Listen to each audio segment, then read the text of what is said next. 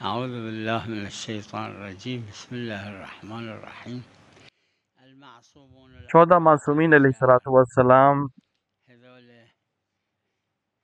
ان کا علمهم علم خاص علم ہے خاص اور وہ خاص ہے ان سے، وليس هناك اور شخص 15واں کوئی شخص نہیں ہے جس کے له پاس هذا اتنا علم المقدار ہو من العلم جتنا ان کے پاس ہے۔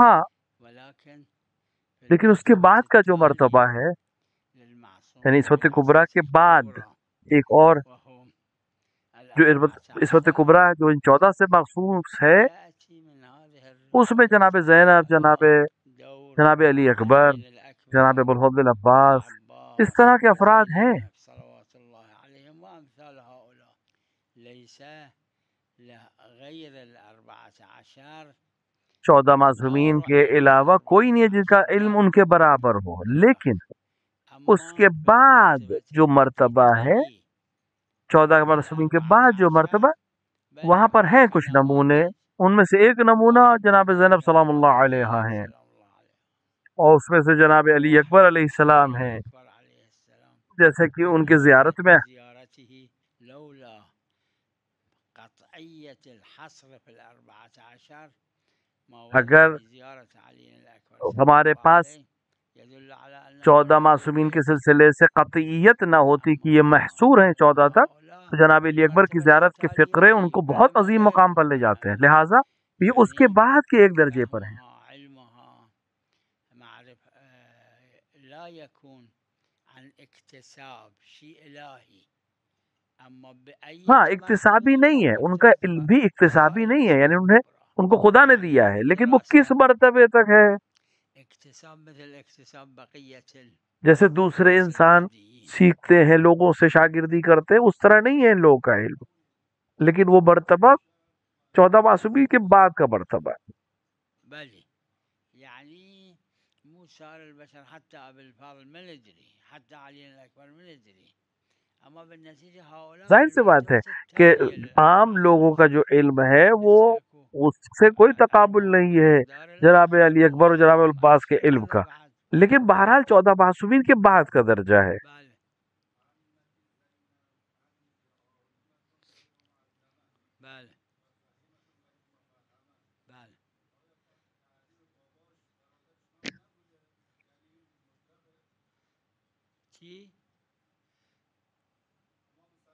بله وقت سوال چی بود؟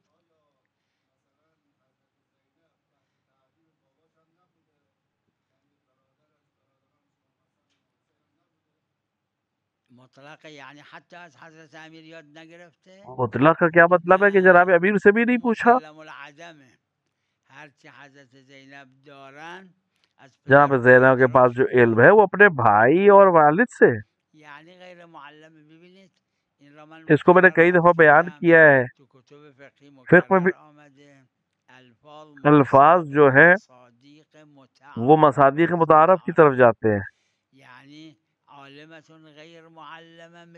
عالم غیر معلمہ، یعنی آپ جیسے دوسرے لوگ علم حاصل کرتے ہیں ویسے آپ نہیں، اس سے زیادہ کہ ظاہر نہیں ہے۔ اس کا یہ مطلب نہیں کہ کوئی آپ کا معلم نہیں، حتی امام حسین آپ کے استاد نہیں ہے۔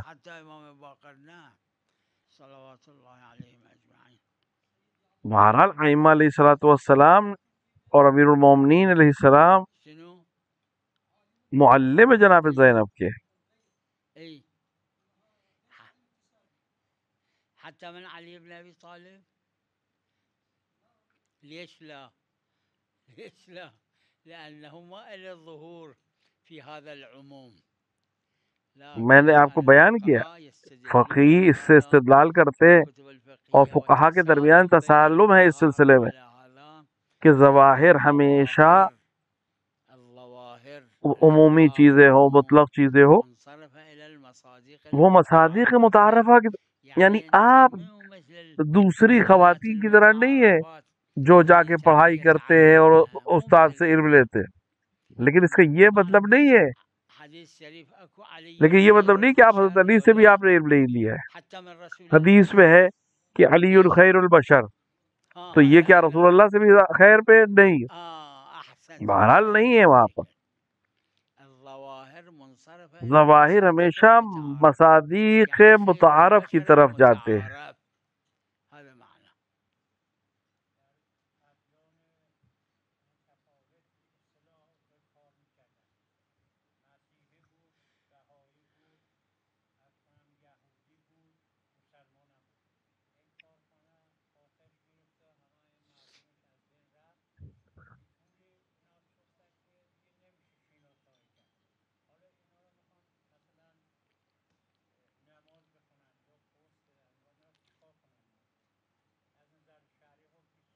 جماعتی از فقہا فقہا کی ایک جماعت نے جزم کے ساتھ کہا ہے کہ اس کا حکم قرے ہے، یعنی قرا کریں کہ کون مسلمان ہے کون غیر مسلمان، جس طرح سے قرا آئے اس طرح سے عمل کریں. جس کے نام قرا ہے اس کو مسلمان کے ساتھ برتاؤ کرے ورنہ باقی کے ساتھ نہیں. یہ مسلم ہے فقہا کے درمیان اس طرح کے مسئلے میں. اموال کے سلسلے میں ایک دوسرا قول ہے، بہت سے نے کہا ہے، میں نے بھی قبول کیا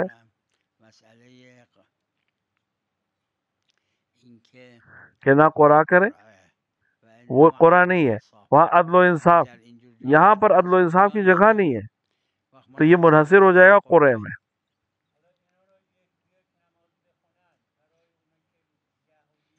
جایز نہیں، جایزه برای یهودی نماز بخونن؟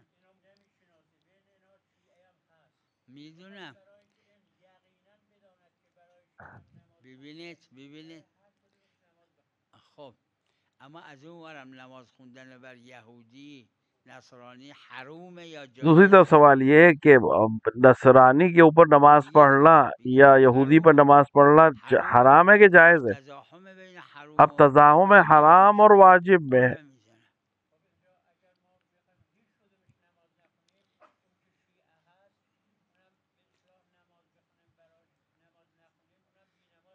وقت اگه برای همم نماز بخونیم برای نصرانی و یهودی نماز خوندن حروم. اگر ہم سب کے لیے نماز پڑھ دیں تو اس میں نصرانی اور یہودی بھی ہے، اور نصرانی اور یہودی پہ نماز پڑھنا حرام ہے. شارع نے کہا جب جہل ہو، جب تمہیں علم نہ ہو تو قرآن کرو.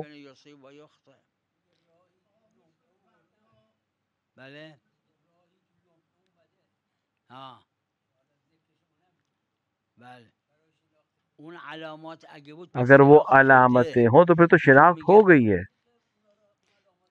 اگر اون علامات هست که اشکالی نداره، اگر علامتیں ہوں تو پھر تو کوئی مسئلہ ہی نہیں. اما اگه اون علامات یہ کہہ رہے کہ شناخت نہیں ہو پا رہی، از علامات اس طرح سے جل گئے ہیں کہ پہچانے نہیں جا پا رہے، اس کے لیے میں نے عرض کیا.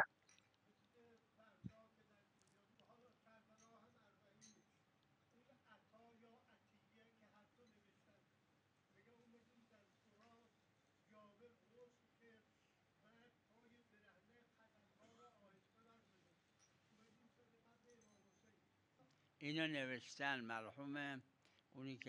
مرحوم شیخ مہدی مازندرانی نے اس کو لکھا ہے، میں نے ان کو دیکھا ہے اور ان کی مجلسوں کو بھی سنا. انہوں نے اپنی کتابوں میں لکھا ہے اس کو. جابر بن عبداللہ انصاری کے سلسلے نابینا ہو گئے، بعد میں امام باقر کے توسط سے انہوں نے دعا کی یا ہاتھ رکھا، دوبارہ ان کی آنکھ صحیح ہو گئی اور پھر دوبارہ نابینا.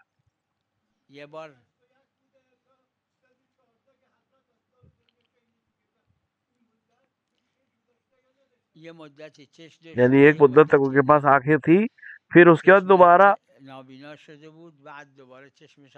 آنکھیں آئیں اور پھر دوبارہ نابینا ہو گئے. شیخ مہدی مازندرانی نے اس طرح سے بیان کیا تھا.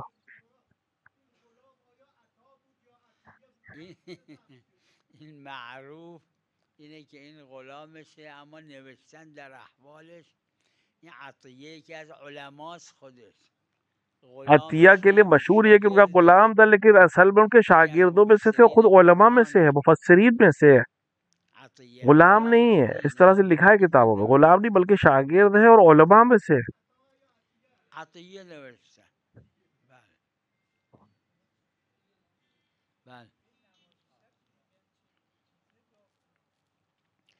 گفتن 40 مؤمن نگفتن 40 عادل. مومن کا ہے، 40 عادل ہی کا ہے.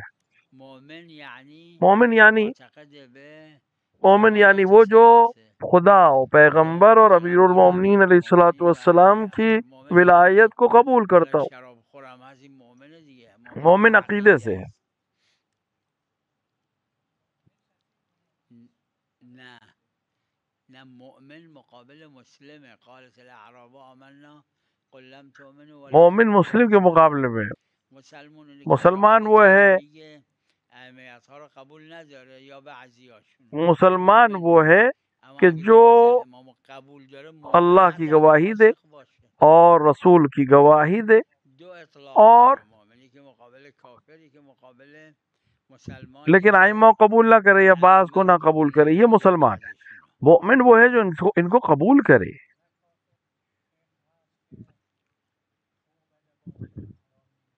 بله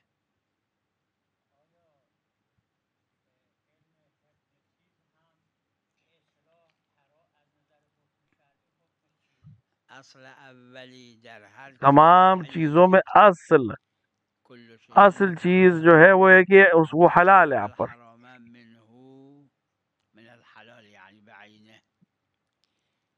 از حلیت شعبده لیکن شعبدہ جو ہے اس کو حرام قرار دیا بعض قرائن کی وجہ سے، یعنی در حکم کیونکہ شعبدہ بازی جو ہے وہ اصل میں سحر اور جادو کے حکم میں ہے. اما چیزای دیگه اگه لیکن دوسری چیزیں اگر وہ شعبدے میں نہ آتی ہوں، جادو میں نہ آتا ہو تو وہ جائز ہے، کیونکہ اصل ہر چیز کا یہ ہے کہ وہ حلال ہے.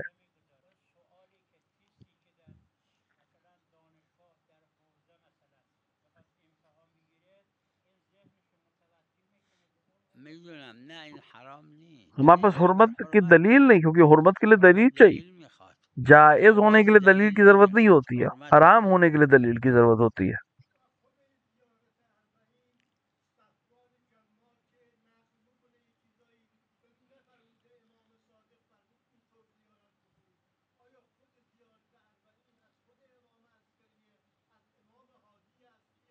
توی این کتب زیارات نوشته زیارت کی کتابوں میں آپ دیکھیں میبینید ایشون میگن از امام صادق ظاہراً امام صادق علیہ الصلوۃ والسلام سے، خلاصه فرق کسی بھی امام سے، امامی باشه وہ سب ایک نور ہے. نور واحد.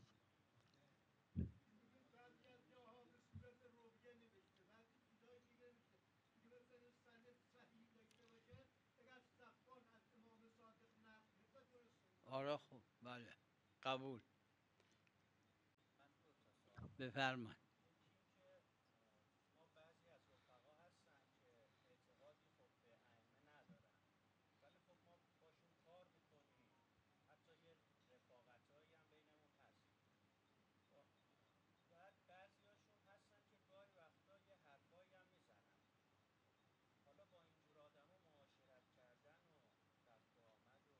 معاشرت کردن بهتره چون ترکشون آدم بکنه ممکنه دیکھیں ان سے بات کرنا، ان سے معاشرت کرنا بہتر ہے، ممکن ہے، کیونکہ بالکل ترک کرنے سے شاید وہ اور زیادہ بے راہی پہ چلے جائیں. ان کو ترک نہ کرنا زیادہ بہتر ہے. اشکال نداره اشکال نداره. بله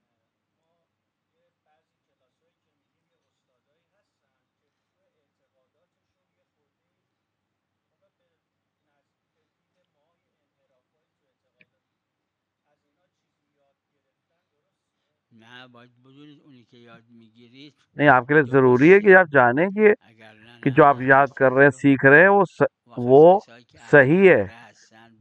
اہل فن سے پوچھئے، علماء سے، فقہا سے، ان سے پوچھے کہ کیا صحیح ہے. لیکن ایک انسان ہے کہ جو ایک صحیح بتاتا ہے ایک غلط بتاتا ہے، اس سے آپ ہر چیز نہیں لے سکتے. نه نه یا اینکه بپرسید از کسایی که یا علماء فقہا سے پوچھیں. بله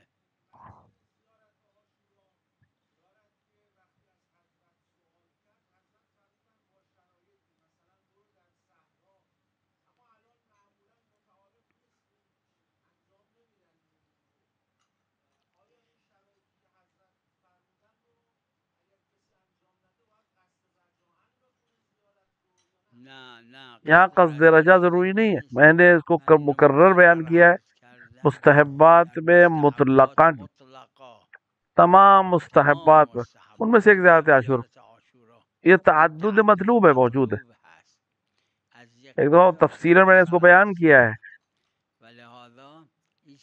یہ شرائط جو اس پہ لکھے گئے ہیں کمال کے شرائط ہے، نہ کہ صحیح ہونے کے شرائط، جس طرح سے بھی پڑھے، لان بھی نہ پڑھے، سلام بھی نہ پڑھے، 100 بار نہ پڑھے، آدھا ٹکڑا پڑھے، ایک ٹکڑا پڑھے، آدھا، کوئی، وہ سب کمال کی شرائط ہے۔ جیسے پڑوسی کے لیے، مسجد کے پڑوسی کے لیے نماز نہیں ہے مسجد میں، مسجد کے علاوہ، یعنی کیا اس کا یہ روایت میں اس کی نماز نہیں ہے، کیا اس کی نماز باطل ہے؟ دوبارہ پڑھے اگر گھر میں پڑھی اس نماز نہیں، یہ کمال کی بات ہے۔ یہ تمام مستحبات میں تعدد مطلوب ہے، فقہا کا کہنا ہے، جو شرائط بیان کیے ہیں وہ کمال کے شرائط ہے، یعنی عظمت کے شرائط ہے۔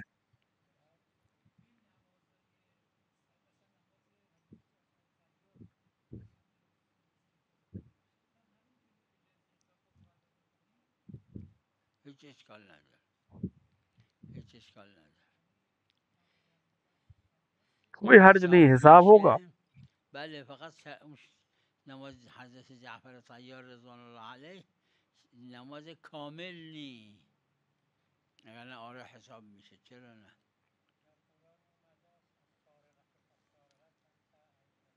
یعنی اگر وہ اس طرح سے پڑھے تو نماز کامل نہیں پڑھی اس سے، لیکن نماز جعفر طیار مانی جائے گی اس سے، اگر اس سے کم کر کے پڑھی۔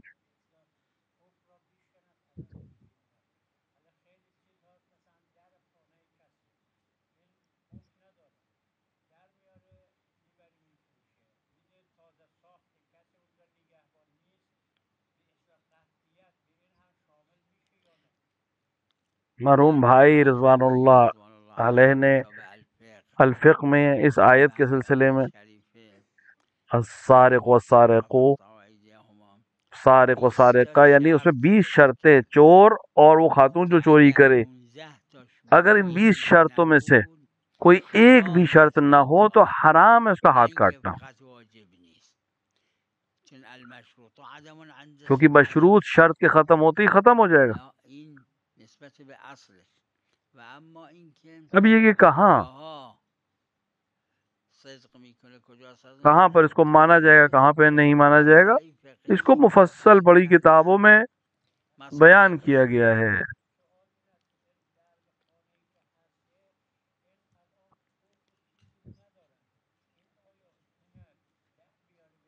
همین عرض کردم تو کتب فقهی مفصل این مصادیق رو ذکر کردن، سلام علیکم، بله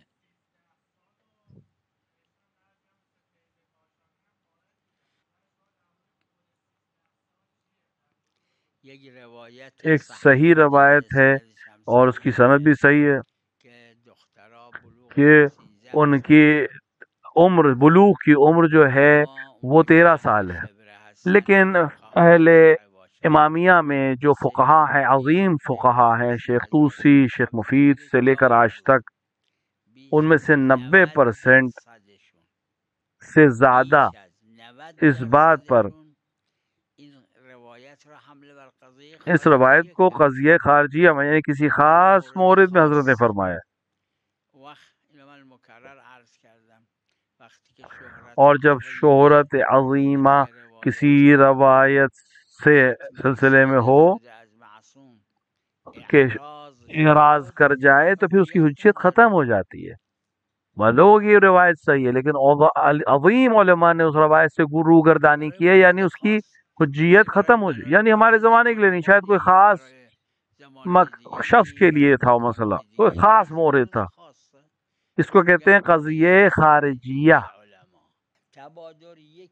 تبادر بھی مصادیق ظہور میں سے ہے، ظواہر حجت ہے۔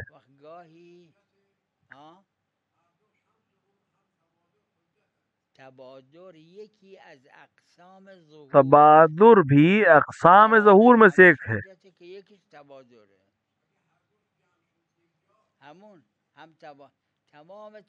تمام بھی تبادر جو سب ظہور ہے. تبادر بهش نمیگن به خاطر قرائن خارجیه است. گاهی لفظ ظهور داره یہ لفظ ظاہر ہے کہ وہ قرائن خارجیہ کی وجہ سے، اس کے اندر جو معنی ظاہر ہے وہ قرائن خارجیہ موجود ہے، قرینہ ہمارے پاس موجود ہے.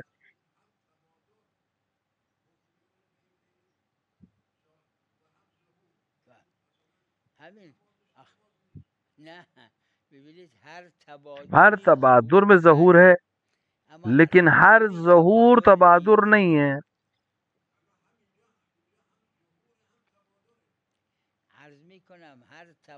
ہر تبادر میں ظہور ہے، کیونکہ ظاہر سی بات ہے ظہور ہے تبھی تبادر ہے، لیکن ہر چیز جو ظاہر ہو وہ اس وقت تبادر نہیں آتا، وہاں پر ذہن فوراً نہیں جاتا.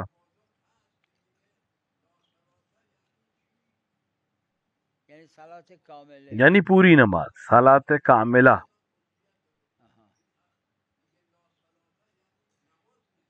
میدونم لا صلاة متبادر ازش اینه که صحیح نیست. لا صلاۃ سے جو تبادر آئے گا ذہن میں کہ اصلا صحیح نہیں ہے یہ نماز. لا نفی لا نفی. اور یہ مراد نہیں ہے کیونکہ خارج دوسرے قرائن ہمارے پاس ہیں جس سے ثابت ہے کہ یہ مراد نہیں ہے، یعنی یہ معنی نہیں ہے. نماز کی جو شرائط ہیں اس کے اندر مسلمات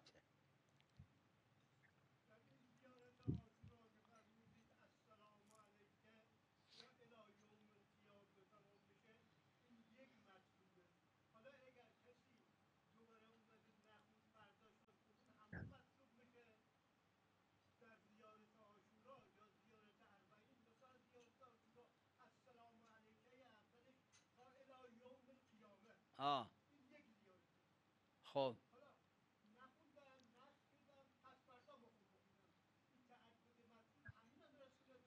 چه اشکال داره؟ اربعین کی زیارت میں اور اس طرح کی زیارتیں اگر کربلا میں نہیں پہنچ سکتا اربعین پہلے 2 دن پہلے چلا گیا نہیں رک سکتا یا نہیں پہنچا اربعین تک 2 دن بعد پہنچا، میرا نظریہ یہ، میرا خود اپنا نظریہ یہ کہ بعض علماء نے بھی اس کو بیان کیے یہ زیارت اربعین کے حکم میں ہے، لیکن محرم میں گیا اربعین کی زیارت کے لیے نہیں، یہ نہیں ہے، وہاں صدق نہیں کرے گا، وہاں پہ نہیں ہے یہ معنی ہے.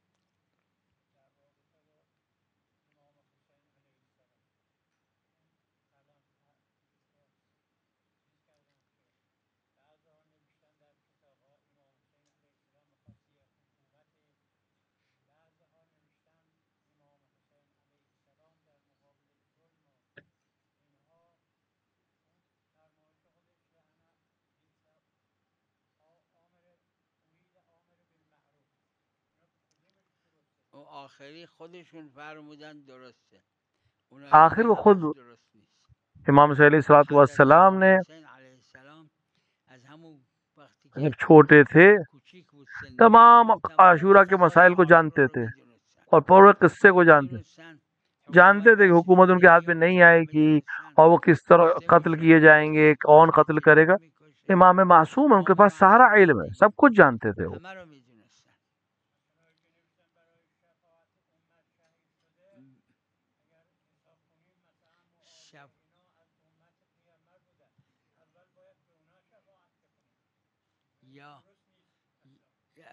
این حرفایی که گفتید یه حرفاییه که بی دلیله. بله توی حدیث کسا داره که پیغمبر خدا صلی الله علیه و آله وقتی که امام حسین علیه السلام خدمتشون رسیدن السلام علیکم یا رسول اللہ السلام علیکم، یہ جو باتیں آپ کہہ رہے ہیں اس میں دلیل نہیں ہے. ہاں حدیث کسا میں ہے کہ پیغمبر اکرم صلی اللہ علیہ وآلہ نے فرمایا امام حسین جب ان کے پاس آئے، حدیث قصہ میں آپ لقب را پیغمبر خدا صلی اللہ علیہ وآلہ به امام حسین علیہ جب صدر رسول کو سلام کیا، حدیث قصہ امام حسین کو جواب کہا شافع امتی، یہ پیغمبر نے فرمایا کہ تم میری امت کی شفاعت کرنے والے ہو. پیغمبر نے دیا ہے یہ لقب، حدیث قصہ میں یہ لقب موجود ہے. جاہل وصلی اللہ على محمد وآله الطاهرين.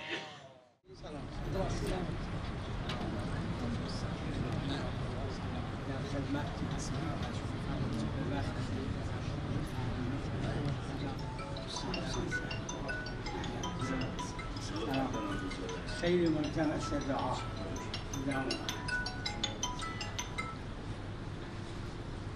بله سلام. بسم الله.